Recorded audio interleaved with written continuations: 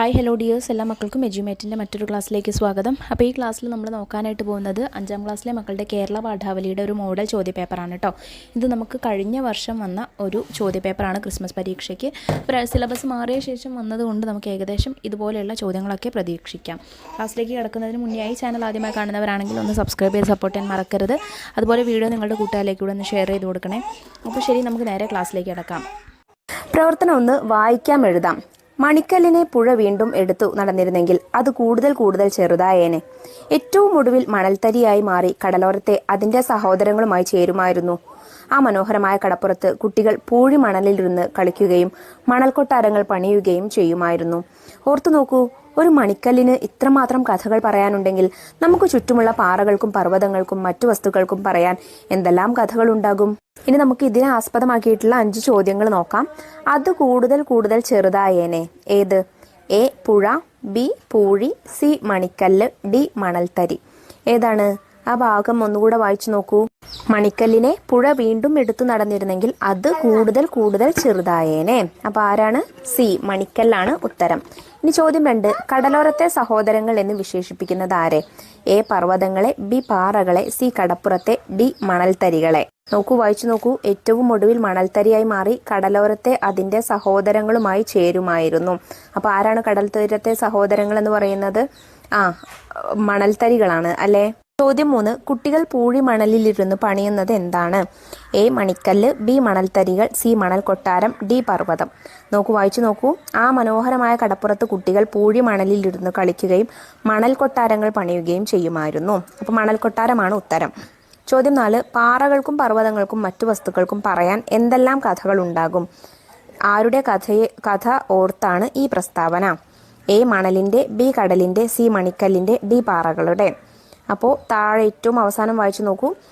ഒരു മണിക്കല്ലിന് ഇത്രമാത്രം കഥകൾ പറയാനുണ്ടെങ്കിൽ നമുക്ക് ചുറ്റുമുള്ള പാറകൾക്കും പർവ്വതങ്ങൾക്കും മറ്റു വസ്തുക്കൾക്കും പറയാൻ എന്തെല്ലാം കഥകൾ ഉണ്ടായിരിക്കും?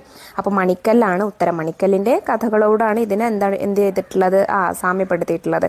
മണിക്കല്ലിന് ഇത്ര പറയാനുണ്ടെങ്കിലാണ് പാറകൾക്കും പർവ്വതങ്ങൾക്കും ഒരുപാട് പറയാനുണ്ടായിരിക്കുക എന്ന് കഥാകൃത്ത് പറയുന്നത്.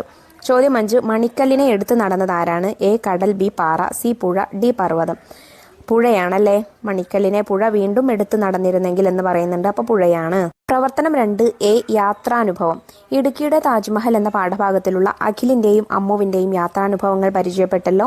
ഇതുപോലെ ചെറുതും വലുതുമായ യാത്രകൾ നിങ്ങളും ചെയ്തിട്ടുണ്ടാകും. മനസ്സിൽ തങ്ങി നിൽക്കുന്ന യാത്രാനുഭവം പങ്കുവെക്കുക.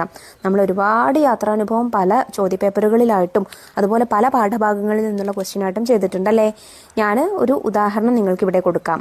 അതിനു മുന്നായി ബി ചോദ്യം നോക്കൂ. എത്ര മനുഷ്യന്മാർ പണിയെടുത്തിട്ടുണ്ടാവും ഇത് കെട്ടിപ്പൊക്കാൻ? എന്തിനെ കുറിച്ചാണ് ഈ പ്രസ്താവന? Taj Mahal, Idukki dam, Mullaperiyar dam, Kurathimala. ഇടുക്കി ഡാമിനെ കുറിച്ചാണ് കേട്ടോ.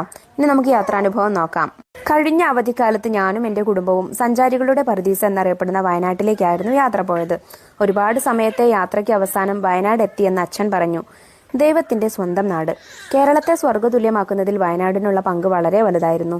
ഒരു ഭാഗത്തു പച്ച വിരിച്ച പരവതാനികൾ വിരിച്ച വഴിയിലൂടെ യാത്ര ചെയ്യുമ്പോൾ ശുദ്ധവായുവിന്റെ യഥാർത്ഥ രുചി അറിഞ്ഞു. ആ പച്ചപ്പ് കണ്ണിനും മനസ്സിനും ഒരുപോലെ കുളിർമ നൽകുന്നതായിരുന്നു. വയനാട്ടിൽ ഒരുപാട് സ്ഥലങ്ങളുണ്ട് കാണാൻ. ഞങ്ങൾ പോയത് പൂക്കോട് തടാകത്തിലേക്കായിരുന്നു. ചുരം കയറുന്ന സമയത്ത് ഒരുപാട് വന്യജീവികളെ കാണാൻ കഴിഞ്ഞു. ഇടതൂർന്ന മലകളും വനങ്ങളും തടാകത്തിന് ചുറ്റും കാണപ്പെടുന്നുണ്ടായിരുന്നു. അതിനു ചുറ്റും നടക്കാനായി നടപ്പാത ഒരുക്കിയിട്ടുണ്ട്. തടാകത്തിൽ ചുറ്റി സഞ്ചരിക്കാനായി പെഡൽ ബോട്ടുകളും. ഞങ്ങൾ അതിൽ കയറി കുറച്ചു നേരം യാത്ര ചെയ്തു. തടാകത്തിൽ നിറയെ നീല നിറത്തിലുള്ള ആമ്പലുകൾ നിറഞ്ഞിരുന്നു. ഞാൻ ആദ്യമായിട്ടായിരുന്നു നീല നിറത്തിലുള്ള ആമ്പൽ കാണുന്നത്. ഒട്ടേറെ വൈവിധ്യങ്ങൾ നിറഞ്ഞ വയനാട്ടിൽ നിന്നും തിരിച്ചു പോകാൻ ഞങ്ങൾക്ക് മനസ്സ് വന്നതേയില്ല. എങ്കിലും മനസ്സില്ലാ മനസ്സോടെ വീട്ടിലേക്ക് തിരിച്ചു. പ്രവർത്തനം 3, കത്ത്. ചിത്രത്തിൽ ആരെയൊക്കെയാണ് കാണുന്നത്?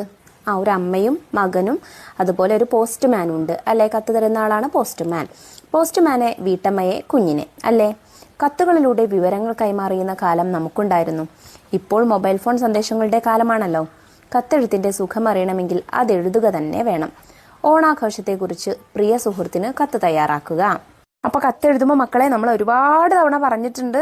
ആദ്യം നമ്മളൊരു ബോർഡർ വരയ്ക്കണം. ഓക്കെ, ബോർഡർ വരച്ചിട്ട് തീയതിയും സ്ഥലവും എഴുതണം. ഏതാണ് തീയതി, ഏതാ സ്ഥലം? നിങ്ങൾക്ക് ഇഷ്ടമുള്ള തീയതിയും സ്ഥലവും എഴുതാം. ഇവിടെ തീയതി 11/12/2024, ഇന്നത്തെ തീയതി, സ്ഥലം മലപ്പുറം. പ്രിയപ്പെട്ട സോനയ്ക്ക് ആർക്കാണോ എഴുതുന്നത് അയാൾ അഭിസംബോധന ചെയ്യുക. പ്രിയപ്പെട്ട സോനയ്ക്ക്, നിനക്ക് സുഖമാണെന്ന് കരുതുന്നു. എനിക്കിവിടെ സുഖം തന്നെ. നിന്റെ സ്കൂളൊക്കെ എങ്ങനെയുണ്ട്? ഇഷ്ടപ്പെട്ടില്ലേ? വീട്ടിലെല്ലാവർക്കും സുഖമല്ലേ? ഓണാഘോഷമൊക്കെ എങ്ങനെയുണ്ടായിരുന്നു? ഇവിടെ ഓണാഘോഷം എല്ലാം അടിപൊളിയായിരുന്നു. എൻ്റെ സ്കൂളിലും അതുപോലെ തന്നെ. വീട്ടിലും ഒരേപോലെ ആഘോഷിച്ചു. പുലിക്കളിയും പൂക്കള മത്സരവും ഓണത്തല്ലും സുന്ദരിക്ക് പൊട്ടുതൊടലും എല്ലാം ഉണ്ടായിരുന്നു. പിന്നെ ഒരു കാര്യം, ഞങ്ങൾക്കായിരുന്നു പൂക്കള മത്സരത്തിൽ 1-ാം സ്ഥാനം. ഞാനും ദിയയും രമയും കൂടിയായിരുന്നു പൂക്കളം തയ്യാറാക്കിയത്. ടീച്ചർ ഒരുപാട് ഞങ്ങളെ അഭിനന്ദിച്ചു. പിന്നെ തിരുവോണത്തിന് വീട്ടിലും ഉണ്ടായിരുന്നു എല്ലാ മത്സരങ്ങളും. ഓണസദ്യയായിരുന്നു എനിക്കിഷ്ടപ്പെട്ടത്. വീട്ടിലേക്ക് അമ്മാവന്മാരും കൂട്ടുകാരും എല്ലാവരും വന്നിരുന്നു. നിന്നെയും ഞാൻ ക്ഷണിച്ചിരുന്നില്ലേ? പക്ഷെ നീ വന്നില്ല. അതെന്തേ? സാരമില്ല, അടുത്ത വർഷം എന്തായാലും നീ വരണം. നിന്റെ ഓണം എങ്ങനെ ഉണ്ടായിരുന്നു? ഓണവിശേഷങ്ങളെല്ലാം ചേർത്തൊരു മറുപടി കത്ത് എനിക്ക് അയക്കണേ എന്ന് സ്വന്തം റിയ. ഓക്കെ, ഈ ഫോർമാറ്റിൽ വേണം നിങ്ങൾ കത്ത് തയ്യാറാക്കാനായിട്ട്. പ്രവർത്തനം 4, വിവരണം തയ്യാറാക്കുക. അപ്പോൾ അതിനു മുന്നായിട്ട് നമുക്ക് ബി ചോദ്യം നോക്കാം. കൃഷിയുമായി ബന്ധപ്പെട്ട പഴഞ്ചൊല്ല് ഏത്? മിന്നുന്നതെല്ലാം പൊന്നല്ല, മണ്ണ് പൊന്നാക്കണം, പൊന്നുരുക്കുന്നിടത്ത് പൂച്ചയ്ക്ക് എന്ത് കാര്യം, പൊന്നും കുടത്തിന് പൊട്ട് വേണ്ട. ഇതില് മണ്ണ് പൊന്നാക്കണം എന്നുള്ള ചൊല്ലാണ് കൃഷിയുമായി ബന്ധപ്പെട്ടത്. ഇനി ചോദ്യം എ നോക്കാം. വിവരണം. പെരുമഴ. മഴ മഴ പെരുമഴ പെയ്യുന്നു, കളകളനാദമുയരുന്നു, ഇടിയുടെ ശബ്ദം കേൾക്കുന്നു, മിന്നാമിന്നികൾ പാറുന്നു, പെരുമഴ കുത്തിയൊലിക്കുന്നു, കുട്ടികൾ തുള്ളിച്ചാടുന്നു.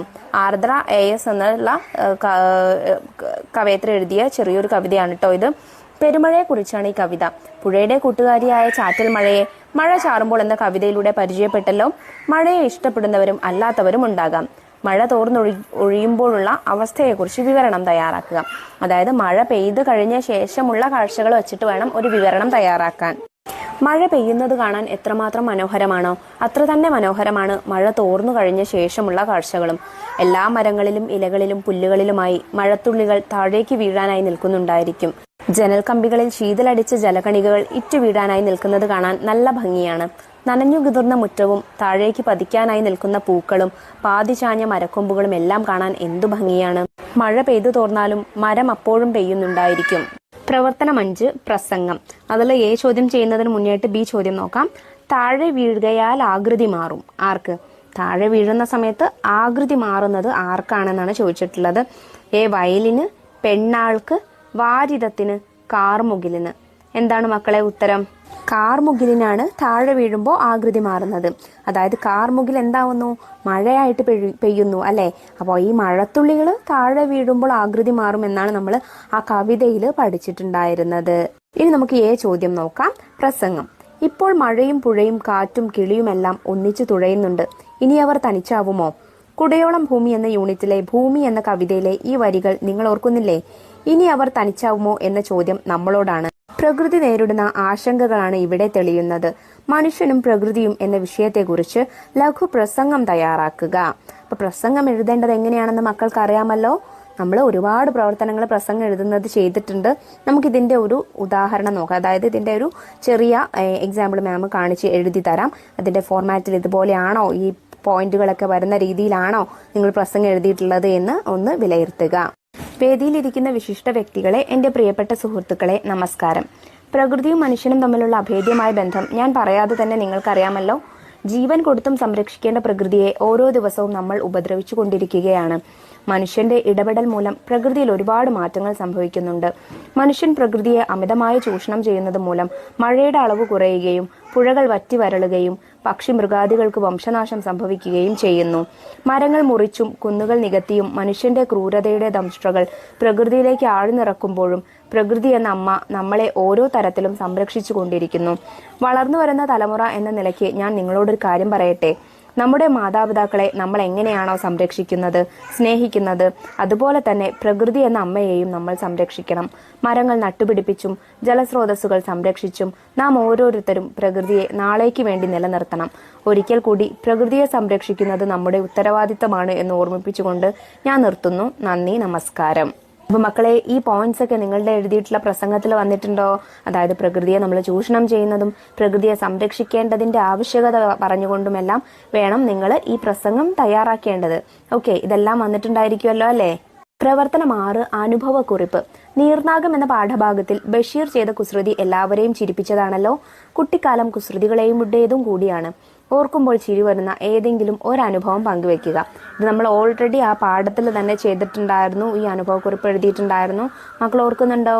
അപ്പോൾ നിങ്ങൾക്ക് ഇഷ്ടപ്പെട്ട നിങ്ങൾക്ക് അതുപോലെ ചിരി വരുന്ന ഒരു അനുഭവം എഴുതിയിട്ടുണ്ടായിരിക്കും. ഞാൻ നിങ്ങൾക്ക് അതിനൊരു ഉദാഹരണം ഇവിടെ എഴുതി ചേർക്കുന്നുണ്ട് കേട്ടോ. ഒന്ന് വായിച്ചു നോക്കൂ. ചെറുപ്പത്തിൽ ഞാൻ വലിയൊരു കുസൃതിക്കാരിയായിരുന്നു. കുസൃതിക്കാരി എന്നതിലുപരി വാശിക്കാരി എന്ന് പറയുന്നതായിരിക്കും ശരി. എനിക്കിഷ്ടമല്ലാത്തത് എന്ത് കേട്ടാലും നടന്നാലും എൻ്റെ കയ്യിലുള്ള സാധനങ്ങൾ ഞാൻ അപ്പോൾ തന്നെ കിണറ്റിൽ കൊണ്ടുപോയി ഇടും. അങ്ങനെ ഒരു ദിവസം വൈകുന്നേരം ജോലി കഴിഞ്ഞ് അച്ഛൻ വീട്ടിലേക്ക് വിളിക്കുകയായിരുന്നു. അമ്മയുടെ കയ്യിൽ നിന്നും ഫോൺ വാങ്ങി അച്ഛനോട് ഞാൻ എനിക്ക് മിഠായി വേണമെന്ന് പറഞ്ഞു.